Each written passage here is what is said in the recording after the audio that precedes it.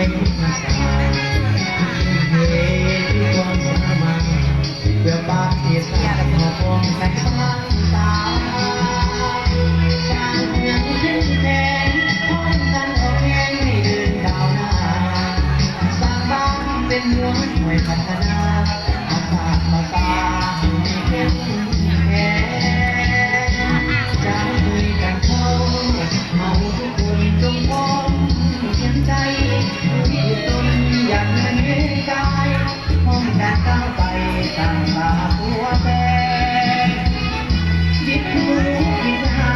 คนความนำหาตะวันแห่งสามัคคีหมดหัวหมดแรง